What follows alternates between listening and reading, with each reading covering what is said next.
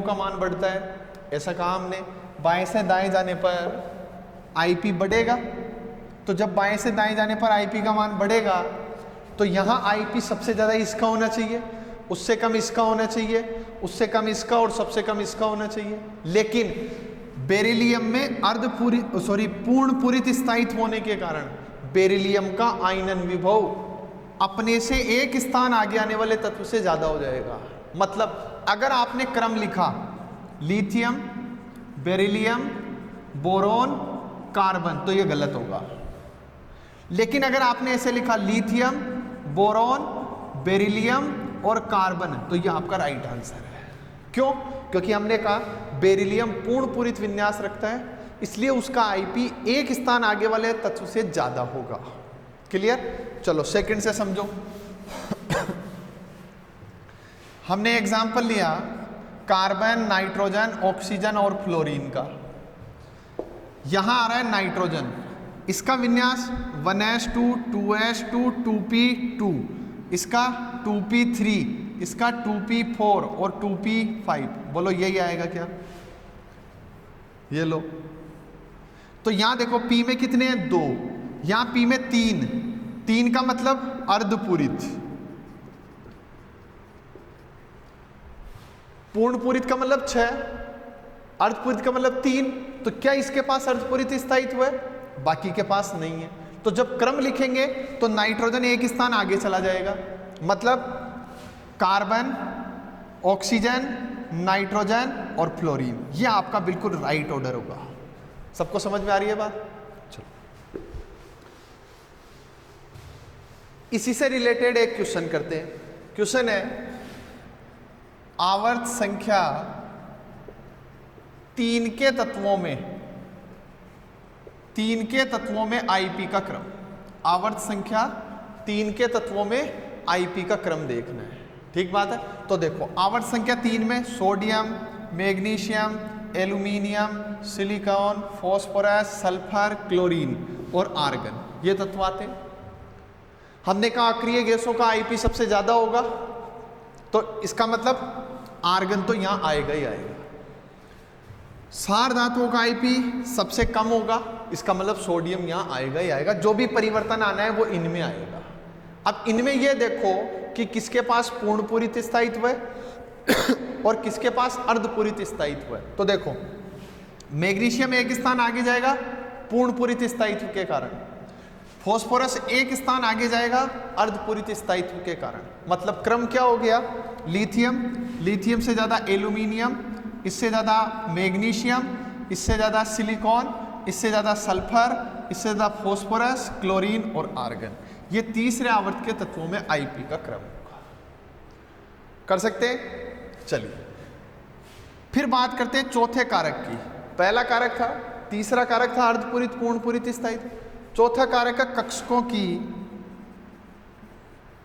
की भेदन क्षमता। कक्षकों की भेदन क्षमता यहां समझो, ये नाभिक है यहां इस जगह, ये S, ये P, ये D और ये F। नाभिक सबसे ज्यादा प्रभाव किस पर रखेगा? S पे रखेगा, सबसे कम F पे रखेगा। हमने कहा भेदन क्षमता का क्रम, तो S की भेदन क्षमता सबसे ज्यादा थी, F की सबसे कम है। तो S से इलेक्ट्रॉन आसानी से नहीं निकलता है, बल्कि F से आसानी से निकलता है। तो मैं क्या बोल सकता हूं?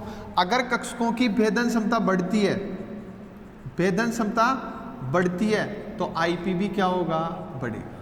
मतलब S, P, D, F, ये भेदन क्षमता का क्रम था, सही है। तो आईपी का क्रम भी क्या होगा? S, P, D, F होगा। जैसे एग्जाम्पल लेते हैं, मान लो मैंने एक एग्जाम्पल लिया बेरिलियम और बोरोन, इनमें से किसका आईपी ज्यादा होगा? ठीक है। अब इसको हम इसके बेस पे समझते हैं। आपको ये तो पता है, यहां आपने समझ लिया कि बेरिलियम का आईपी बोरोन से ज्यादा होगा क्योंकि ये पूर्ण पूरित विन्यास रखता है। अब इसी को हम भेदन क्षमता के आधार पर समझें तो हम क्या कहेंगे? बेरिलियम, इसका विन्यास है 1s2, 2s2, इसका विन्यास है 1s2, 2s2, 2p1। इसका लास्ट इलेक्ट्रॉन S में भरा है और इसका लास्ट इलेक्ट्रॉन P में भरा जा रहा है। भेदन क्षमता किसकी ज्यादा है? S की, मतलब S से इलेक्ट्रॉन निकालने के लिए हमें ज्यादा ऊर्जा देनी पड़ेगी तुलनात्मक रूप से इस P के। इसका मतलब IP ज्यादा होगा किसका, S वाले का। तो भेदन क्षमता के आधार पर बेरिलियम किससे ज्यादा हो जाएगा, बोरोन से। समझ में आ रही है बात, कर सकते हैं। चलिए, इसके बाद आप सबने त्रिज्या पढ़ रखी थी, और त्रिज्या में आपने लेंथेनॉइड संकुचन प्रभाव पढ़ा था, पढ़ा ना सबने। तो उसके आधार पर एक क्वेश्चन लिखते हैं। क्वेश्चन क्या है हमारा, वर्ग संख्या 11 के तत्वों में, वर्ग संख्या 11 के तत्वों में आईपी का क्रम बताओ। आईपी का क्रम होगा, अब वर्ग संख्या 11, अच्छा ये वही वर्ग है जिसको आपने सिक्का धातु वर्ग बोला था, सिक्का धातु वर्ग। और सिक्का धातु वर्ग में कौन कौन आता है, कॉपर, एजी और एयू, ये 3 तत्व रखे हमने। ठीक बात है। ये 3D श्रेणी में आता है, ये 4D में आता है, और ये 5D श्रेणी में आता है। और याद करो 4D और 5D श्रेणी के तत्वों के मध्य लेंथेनॉइड संकुचन प्रभाव लगने के कारण उनकी त्रिज्याओं में समानता पाई जाती है। और जब त्रिज्या में समानता है तो हमेशा बाद वाले को क्या मानना होता है, छोटा आकार में। तो यहां ऐसे समझो, इसमें मैं साइज का क्रम लिखूं आकार का, तो क्या हो जाएगा, कॉपर, एजी, एयू। देखो इससे बड़ा आकार होगा इसका, और इन दोनों के आकार में समानता है, समानता है तो मैं इसको छोटा मानूंगा, ये लो, समझ गए। तो आकार सबसे बड़ा किसका हुआ, एजी का। क्लियर। अब अगर आईपी का क्रम लिखूंगा तो आईपी क्या हो जाएगा, कॉपर, एजी, एयू। देखो जिस आकार बढ़ता है तो आईपी घटता है, इसका मतलब इन दोनों में से किसका आईपी, कॉपर का आईपी ज्यादा होगा। इन दोनों में से तो हम ये कहेंगे इसका आकार कम है, आकार कम है तो आईपी ज्यादा होगा। मतलब वर्ग संख्या 11 के तत्वों में आईपी का क्रम क्या होगा, सबसे कम आईपी किसका होगा, एजी का होगा। कर सकते हैं, ठीक। फिर चलो एक और क्वेश्चन लिखते हैं। वर्ग संख्या 13 के तत्वों में आईपी का क्रम बताओ। वर्ग संख्या 13 के तत्वों में आईपी का क्रम बताना है। और 13 में कौन आता है, बोरॉन, एल्यूमिनियम, गैलियम, इंडियम और थेलियम आते हैं। ठीक बात है। आपने पढ़ा यहां ट्रांजिशन कॉन्ट्रैक्शन लगता है, और यहां बहुत कम मात्रा में लेंथेनॉइड कॉन्ट्रैक्शन लगता है। मतलब अगर साइज का क्रम लिखें तो B, L, G, I N और टी एल, क्रम क्या हो जाएगा, इन दोनों में से किसका आकार बड़ा है, तो हम कहेंगे एल्यूमिनियम का। इन दोनों में से किसका आकार बड़ा है, तो भी हम कहेंगे एल्यूमिनियम का, क्योंकि यहाँ संक्रमण संकुचन प्रभाव लगेगा, त्रिज्याएं बराबर होगी तो उल्टा हो जाएगा। फिर देखो इन दोनों में से इंडियम का, इन दोनों का आकार बराबर होगा, इन दोनों में से किसका, इंडियम का। तो जब आप यहाँ आईपी का क्रम लिखेंगे तो क्या हो जाएगा, बोरॉन, एल्यूमिनियम, गैलियम, इंडियम और थेलियम। ये नीट में आ चुका भाई question, as it is question ऐसे कैसे आया था कि इसके लिए आप आईपी का क्रम क्या होगा, 4 ऑप्शन थे, आपको सही सेलेक्ट करना था। तो देखो यहां आकार बढ़ रहा है क्या, तो आकार बढ़ेगा तो आईपी घटेगा, मतलब आईपी किसका ज्यादा होगा, बोरॉन का ज्यादा होगा एल्यूमिनियम से। इन दोनों में चलो, इसका आकार बढ़ा है, इसका मतलब इसका आईपी क्या होगा, कम, तो क्रम क्या हो जाएगा, गैलियम का ज्यादा हो गया। फिर चलो यहाँ पे इन दोनों में से किसका आकार बढ़ा है, इंडियम का, तो आईपी का क्रम क्या हो जाएगा, ये। इन दोनों में से लगभग बराबर है तो इसको छोटा मानेंगे, आईपी का क्रम क्या हो जाएगा, क्लियर। तो इस तरीके से आपको आयोनाइजेशन पोटेंशियल का क्या करना होता है, निर्धारण करना होता है। समझ गए। चलिए एक मेन पॉइंट देखो, चलो नोट लगाकर लिख लेते हैं इसको, क्वेश्चन की फॉर्म में न लिखकर इसको ऐसे लिखते हैं नोट लगाकर। हम ये कहते हैं किसी भी तत्व के समस्थानिकों का आईपी सदैव समान होता है। किसी भी तत्व के समस्थानिकों का आईपी सदैव क्या होता है, समान होता है। क्यों समान होता है, क्योंकि उनका परमाणु क्रमांक समान है, मतलब उनके लिए जेड समान है, जेड समान है तो उनका जेड इफेक्ट भी क्या होगा, समान होगा, और जेड इफेक्ट समान है तो हम कहेंगे उनका आईपी भी क्या होगा, समान पाया जाएगा। क्लियर? देखिए इसके बाद अनुप्रयोग की बात करते हैं कि आईपी हमारे यूज कहाँ आ रहा है। ठीक बात है। तो देखो आईपी जो है, आपने कहा आकार बढ़ेगा तो आईपी घटेगा, सही है। मतलब आप आसानी से इलेक्ट्रॉन बाहर निकाल सकते हैं, और इलेक्ट्रॉन जो आसानी से इलेक्ट्रॉन दे रहा है वो धातु है। मतलब कोई भी धातु कितना ज़्यादा क्रियाशील है ये इस बात पर निर्भर करेगा कि वो कितने आसानी से इलेक्ट्रॉन का निष्कासन कर रहा है। समझ में आई बात? तो अनुप्रयोग में पहला अनुप्रयोग हम ऐसे लिख सकते हैं, धात्विक क्रियाशीलता के निर्धारण में। बताओ कर सकते हो क्या? धात्विक क्रियाशीलता के निर्धारण में मतलब हम ये कहेंगे धातु कौन, जो आसानी से इलेक्ट्रॉन देगा, आसानी से इलेक्ट्रॉन दे वो धातु है। जो आसानी से इलेक्ट्रॉन देगा उसका आईपी क्या होगा, कम होगा। मतलब जिनका आईपी जितना कम है उनकी धात्विक क्रियाशीलता उतनी ही ज्यादा होगी। यानी कि हम इसको शॉर्ट में ऐसे लिख दे क्या, धात्विक क्रियाशीलता ये व्युत्क्रमानुपाती है किसके, आईपी के। मतलब जिसकी धात्विक क्रियाशीलता ज्यादा उसका आईपी कम। और इसी कारण एस खंड के तत्व, और विशेष रूप से किसकी बात कर रहा हूं, सारधातुओं की। किसकी बात कर रहा हूं, सारधातुओं की। एस खंड के तत्व सर्वाधिक क्रियाशील होते हैं,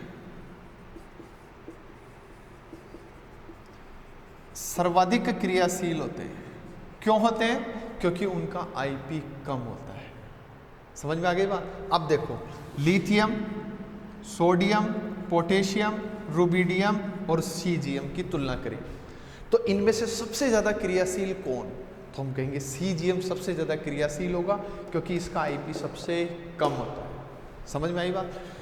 क्रियाशीलता इस बात से देखी जा सकती है कि जब इन तत्वों की जल के साथ अभिक्रिया करें, H2O से जल के साथ अभिक्रिया कराने पर उष्मा का निष्कासन होगा कम, यहाँ अधिक उष्मा का निष्कासन होगा, और उष्मा का निष्कासन होने के कारण ये जलने लग जाएगा, हीट रिलीज होगी और ये आसानी से जले। जबकि इधर बढ़ने पर हम कहेंगे कि बहुत ज़्यादा उष्मा निकलेगी और अभिक्रिया विस्फोटक प्रकृति की हो जाएगी। मतलब जैसे ही आपने डाला, डालते ही अब रिएक्शन हो जाएगी। तो वो इस पे डिपेंड कर रहा है क्योंकि इनकी क्रियाशीलता, इनकी रिएक्टिविटी बहुत ज़्यादा है।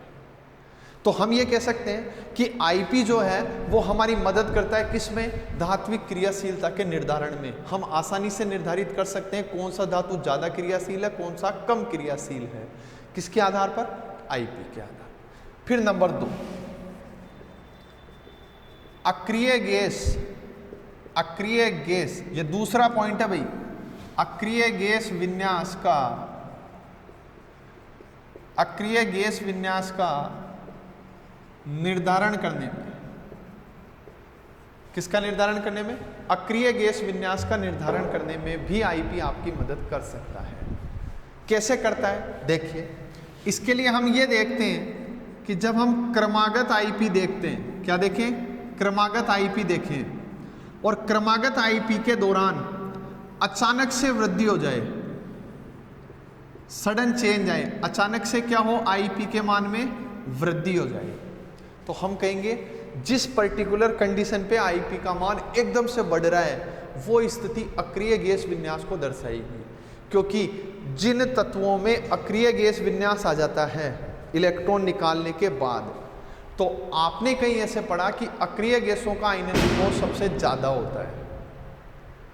तो अक्रिय गैस विन्यास का आना आईपी के अचानक बढ़ने से प्रदर्शित हो सकता है। मतलब समझो, मैंने आपको ये कहा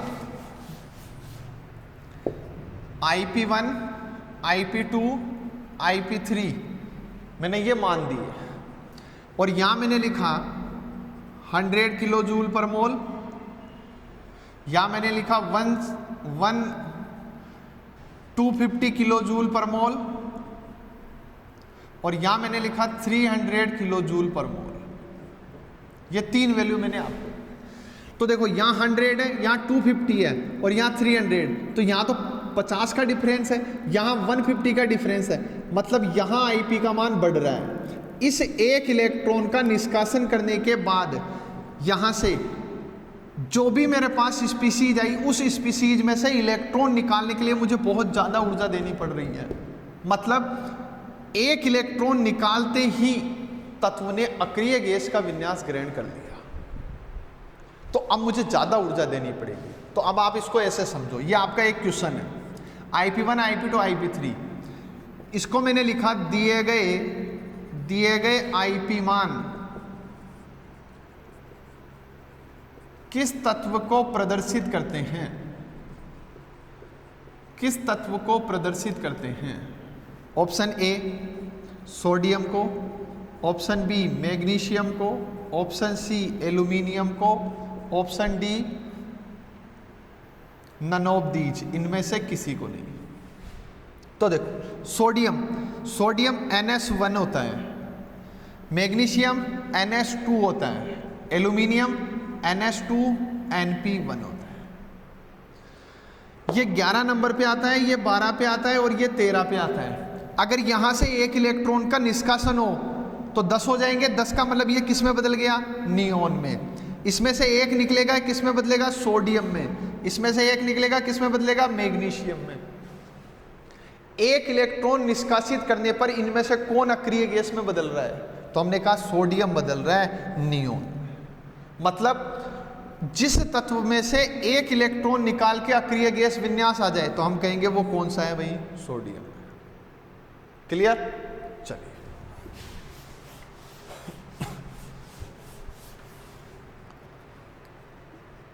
IP1, IP2, IP3 और IP4 ऐसा लिखा हुआ है। IP की वैल्यू है 350, 1350, 650, 1350 और 1500। ठीक बात है। देखो यहां से यहां 300 का डिफरेंस है, बट यहां से यहां डिफरेंस बहुत ज्यादा हो गया और यहां से यहां जाने पर डिफरेंस कंपैरेटिवली कम हो गया। तो सबसे ज्यादा डिफरेंस यहां दिख रहा है हमें। मतलब दिए गए IP मान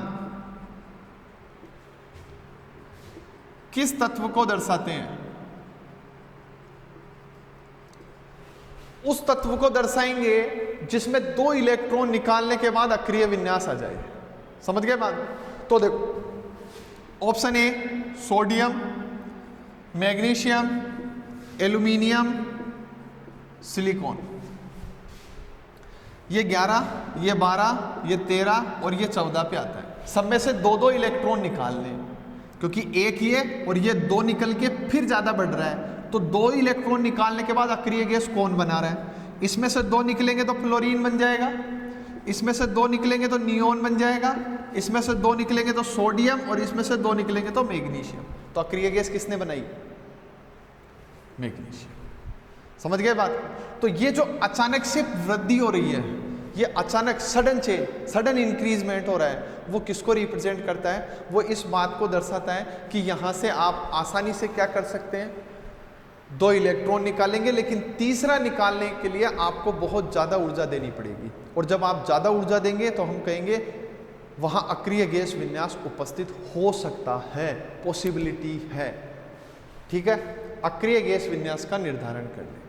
ठीक, चलिए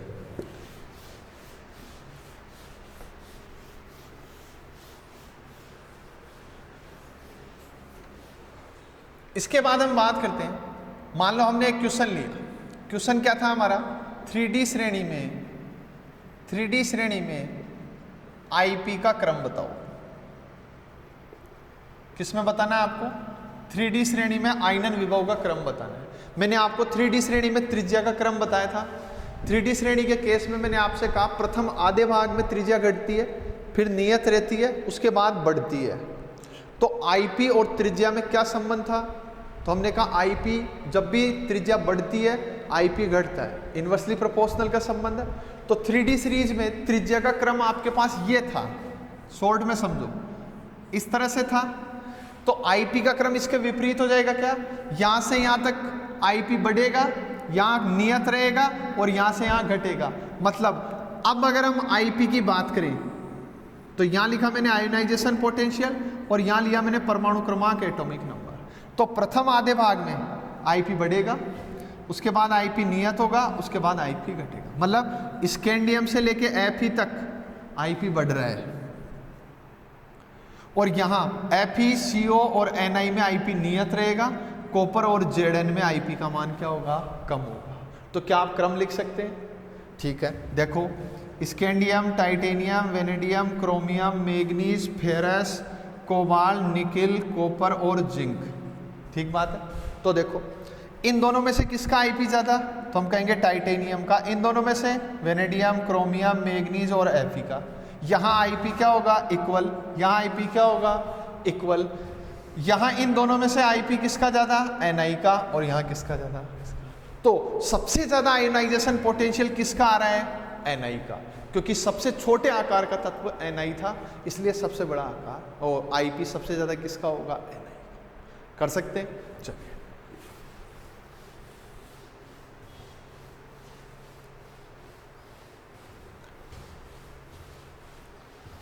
तीसरा अनुप्रयोग,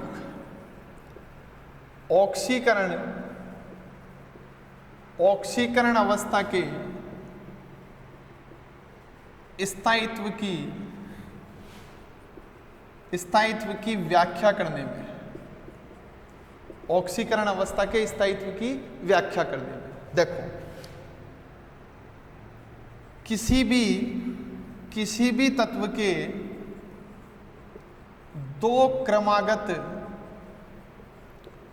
आयनन विभव मानों में 16 इलेक्ट्रॉन वोल्ट से अधिक का अंतर हो, किसी भी तत्व के दो क्रमागत आयनन विभव मानों में 16 इलेक्ट्रॉन वोल्ट से अधिक का अंतर हो, तो तत्व की निम्न ऑक्सीकरण अवस्था, निम्न मतलब कम वाली, निम्न ऑक्सीकरण अवस्था स्थायी होगी। ठीक बात है। फॉर एग्जाम्पल यहां लिया सोडियम, यहां लिया Na+, यहां लिया Na+2। क्लियर? यहां से यहां और यहां से यहां की बात करते हैं। हमने कहा यहां से यहां इलेक्ट्रॉन निकालने के लिए 10 इलेक्ट्रॉन वोल्ट की आवश्यकता होती है। मान लो यहां से यहां 30 इलेक्ट्रॉन वोल्ट की आवश्यकता है। तो इसको मैं IP1 बोलूंगा क्या, और इसको मैं IP2 बोलूंगा क्या? तो IP2 माइनस IP1, तो डेल्टा IP आ जाएगा क्या मेरे पास? तो डेल्टा IP2 कितना है, 30, 1 कितना है, 10, डिफरेंस कितना है, 20 इलेक्ट्रॉन वोल्ट पर एटम का आ रहा है क्या? तो IP के मानों में 16 इलेक्ट्रॉन वोल्ट पर एटम से ज्यादा का अंतर है क्या? और ज्यादा का अंतर है तो निम्न ऑक्सीकरण अवस्था स्थायी होगी। निम्न ऑक्सीकरण अवस्था का मतलब हम ये कहेंगे कि ये 20 आ रहा है, इसका मतलब Na+ स्थायी है किसकी तुलना में, Na+2 की में, या सोडियम की +1 अवस्था